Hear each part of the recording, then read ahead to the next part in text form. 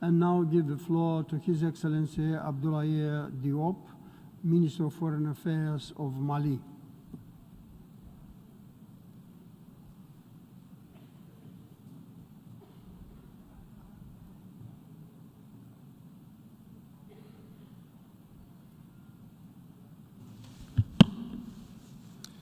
Monsieur le Président, j'ai l'honneur de délivrer le présent discours au nom de son Excellence le colonel Assimi Goïta, président de la transition, chef de l'État du Mali et président de la Confédération des États du Sahel, réunissant le Mali, le Burkina et le Niger.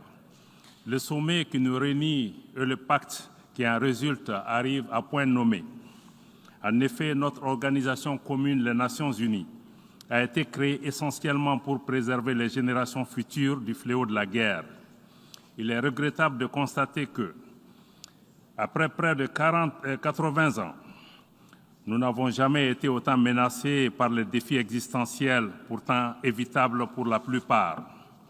La prolifération des tensions et des crises dans le monde, notamment le terrorisme, la pauvreté, les changements climatiques, les inégalités, les maladies, les confrontations géopolitiques et les velléités hégémoniques et de domination néocoloniale ont mis à rude épreuve l'action de notre cadre multilatéral incarné par l'ONU, lui-même reflet d'un ordre ancien et d'un monde d'hier. Dans ce contexte, le Mali avait fondé beaucoup d'espoir sur les forces internationales sur le terrain. Mais 10 ans après, nous nous sommes rendus au constat d'échec. Conséquemment, le gouvernement s'est attelé à renforcer les capacités des forces de défense et de sécurité du Mali qui nous ont permis d'enregistrer des progrès tangibles dans la reconquête et la préservation de notre intégrité territoriale et de la protection des populations de notre pays. À cette occasion, je renouvelle la reconnaissance de mon pays pour les pays et organisations dont les Nations Unies qui ont exprimé leur solidarité avec mon pays lors des attentats terroristes qui ont visé mon pays le 17 septembre dernier. Et à la suite de la déclaration du Conseil de sécurité des Nations Unies, il est important que tous les États membres agissent dans la lutte contre le terrorisme en respectant leurs engagements internationaux et notamment les responsabilités à situer par rapport aux sponsors du terrorisme qui doivent assumer leurs responsabilités et être traduits devant la justice.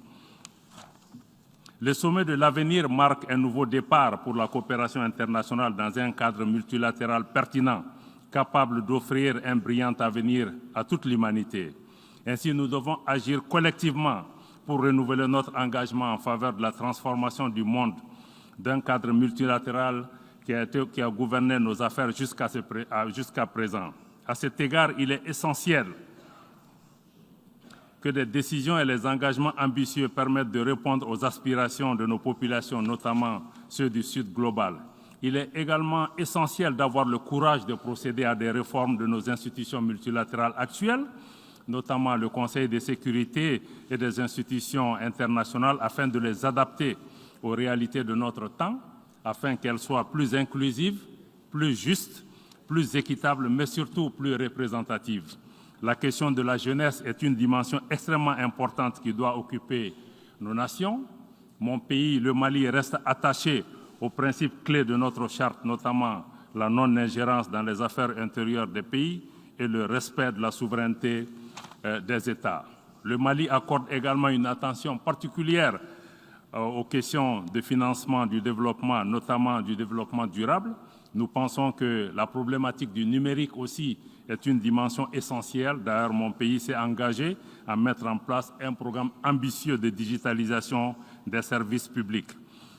Enfin, nous pensons que le pacte pour l'avenir est un chantier très ambitieux au plan national et au plan international, mais elle doit aller au-delà d'une promesse, d'une déclaration pour répondre aux aspirations des générations actuelles et futures. Je vous remercie. I thank the Minister of Foreign Affairs of Mali,